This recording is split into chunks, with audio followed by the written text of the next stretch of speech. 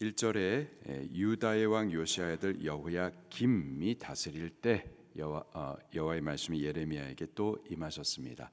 여기 1절에 여호야김이라고 했는데 사실은 3절 말씀과 또 12절 말씀에 보면은 시드기야 왕이 맞습니다. 또 28장 1절에도 역시 시드기야 왕, 시드기야 왕으로 킹 제임스 버전도 기록이 되어 있고 다른 사본에서도 역시 시드기야라고 번역이 되어 있어요. 시드기야 왕은 유다 나라의 마지막 왕이었습니다. 기원전 597년부터 유다 나라가 망하는 586년까지 총 11년을 통치했었습니다. 그 앞서 여호야긴이 3개월 통치를 했었는데 바벨론 왕에 의하여서 2차 침공을 당하고 또 바벨론으로 그렇게 포로로 끌려간 이후에 바벨론 왕이 유다의 왕으로 세운 왕이 바로 시드기야 왕이었었어요. 그가 통치할 때쯤 해가지고 바벨론 나라 안에 내부적인 반란이 살짝 있었습니다. 바로 그때쯤에 틈타서 이 바벨론 왕의 지금 통치받고 있는 유다 나라를 비롯해서 여러 나라 왕들이 반 바벨론 동맹을 결성하기 위해서 3절 말씀에 보니까는 예루살렘에 모여 있었습니다. 바로 그때에 여호와 하나님의 말씀이 예레미야에게 임했었던 거예요. 2절 말씀입니다.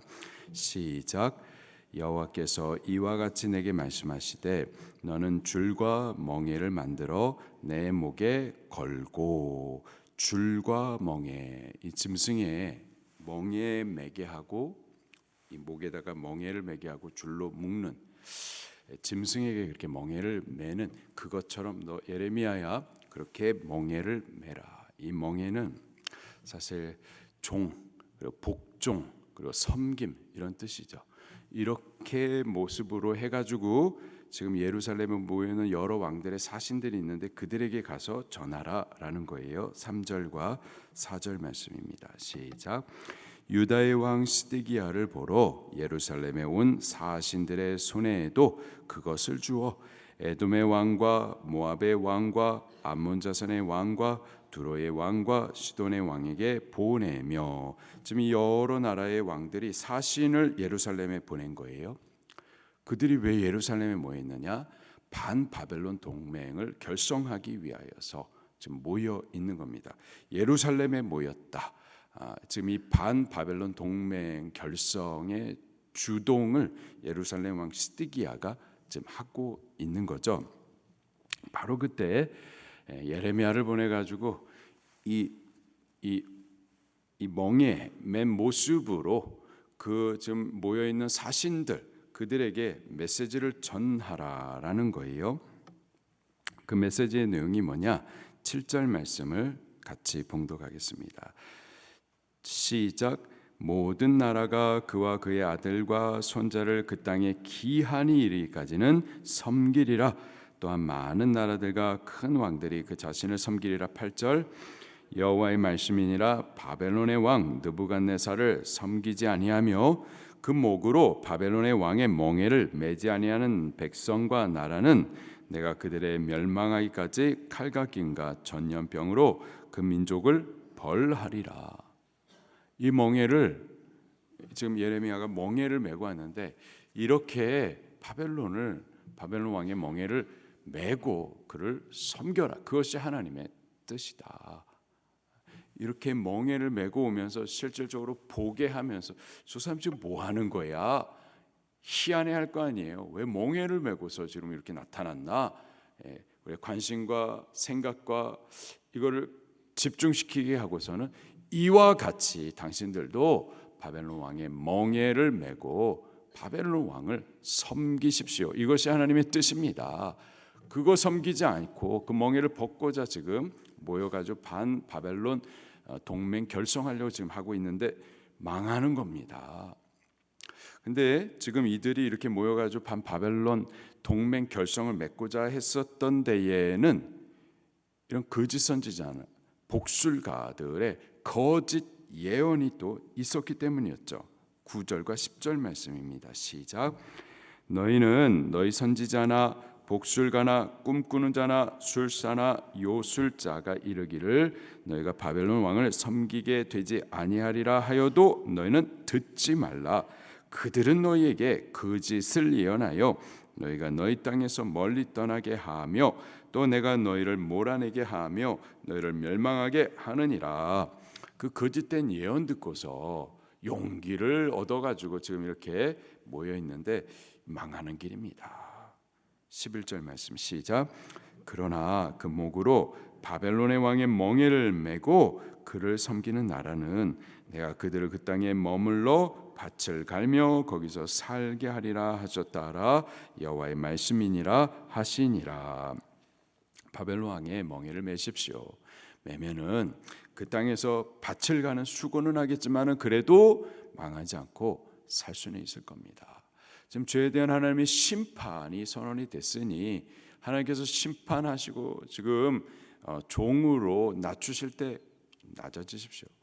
낮추시는 동안에 낮아지면은 또 그러면 하나님께서 높이실 테니 좀 거역하고 반역하지 말고 그냥 섬기십시오라고 좀 메시지를 지금 각 나라에 보냄을 받은 사신들을 통하여 각 나라 왕에게 지금 메시지를 전해주는 거예요.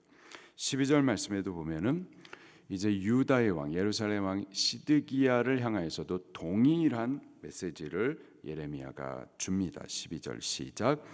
내가 이 모든 말씀대로 유다의 왕 시드기야에게 전하여 이르되 왕과 백성은 바벨론 왕의 멍에를 목에 메고 그와 그의 백성을 섬기소서 그리하면 사시리라. 제발 그냥 하나님 뜻대로 죄에 대하여서 지금 하나님께서 형벌을 내리시니 지금 우리를 이 죄로 인해서 낮추시니 낮추시면 낮아지십시오. 이게 사는 방법입니다. 그냥 그렇게 바벨론 왕을 섬기시고 하나님께서 정하신 기한까지는 그렇게 섬기시고 그렇게 하십시오. 왜 거짓 선지자들의 말을 듣고서 이렇게 엉뚱한 용기를 내십니까? 말해주고 있어요. 13절 14절입니다. 시작. 당신과 당신의 백성이 여호와께서 바벨론의 왕을 섬기지 아니하는 나라에 대하여 하신 말씀과 같이 칼과 기근과 전염병에 죽으려 하나이까. 그러므로 당신들은 바벨론 왕을 섬기게 되지 아니하리라 하는 선지자 말을 듣지 마소서. 그들은 거짓을 예언함이니라. 이 거짓 선지자들의 말 듣지 말고 하나님께서 낮추실 때 그냥 낮아지십시오. 또 16절 말씀부터 보면은 또 제사장들과 유다의 백성들에게 또 예레미야가 예언을 해주고 있어요. 얘들도 거짓 선지자들의 말을 듣고서 지금 엉뚱한 용기를 내고 소망을 갖고 있었던 거죠. 이 거짓 선지자들이 무슨 말을 했는가? 16절 말씀을 같이 볼게요. 시작. 내가 또 제사장들과 그 모든 백성에게 전하여 이르되 여호와께서 이와 같이 말씀하시기를 보라 여호와의 성전 기구를 이제 바벨론에서 속히 돌려오리라고 너희에게 예언하는 선지자들의 말을 듣지 말라. 이는 그들이 거짓을 예언함이니라 하셨나니. 지금 이 제사장들 또 유다 백성들 그들이 어떤 거짓된 예언을 들었냐면은 바벨론이 예루살렘에 있는 성전 기구들을 1차 침공하고 2차 침공하는 동안에 그거를 갖다가 가지고 갔거든요. 다니엘서 1장 2절과 또 열왕기하 23장 13절 말씀에 보면은 지금 시드기야 왕은 유다의 마지막 왕이었고요. 그 전에 여호야 김 왕 때 1차 침공하고 여호야 긴 왕 때 2차 침공하고 침공할 때마다 왕궁과 또 성전의 보물들을 그것을 뺏어갔었어요. 성전의 기구를 뺏어간 그들이 자존심이 굉장히 상한 거예요. 성전, 하나님 섬기는 이 전에 기구, 거룩한 기구들을 저놈들이 이방인들이 가져갔는데 근데 하나님께서 그거 다시 가져오게 할 거야 라는 이런 예언의 말씀을 들었을 때 그렇지 하나님 우리 편이지 반드시 하나님 그렇게 하실 거야 하면서 이 거짓된 예언에 거짓된 소망을 두고 있었던 거죠. 이 예레미야 하는 말이 그 거짓말이라는 거예요. 죄에 대해서 하나님 심판하시면은 심판을 받아야지 엉뚱한 다른 거짓된 소망을 듣고 있느냐라는 거죠. 그러면서 오히려 그 1차, 2차 침공하면서 가져갔었던 성전 기구들, 왕궁의 보물들이 있었었는데 그러나 남아있는 것들이 있었었거든요. 근데 그 남아있는 것까지도 이제 3차 침공 때 다 빼앗길 것이다 라는 하나님의 예언을 또 하십니다. 같이 볼게요. 19절부터 또 같이 봉독합니다. 시작. 만군의 여호와께서 기둥들과 큰 대야와 받침들과 이성에 남아있는 기구에 대하여 이같이 말씀하시나니 이것은 바벨론의 왕 느부갓네살이 유다의 왕 여호야김의 아들 여고냐와 유다의 예루살렘 모든 귀인을 예루살렘에서 바벨론으로 사로잡아 옮길 때에 가져가지 아니하였던 것이라. 만군의 여호와 이스라엘 하나님께서 여호와의 성전과 유다 왕의 궁전과 예루살렘에 남아있는 그 기구에 대하여 이같이 말씀하셨느니라. 22절. 그것들이 바벨론으로 옮겨질 것이다. 아직까지 남아있는 것들이 있긴 있었는데 그것마저도 이제 바벨론에 옮김을 받게 될 것이다.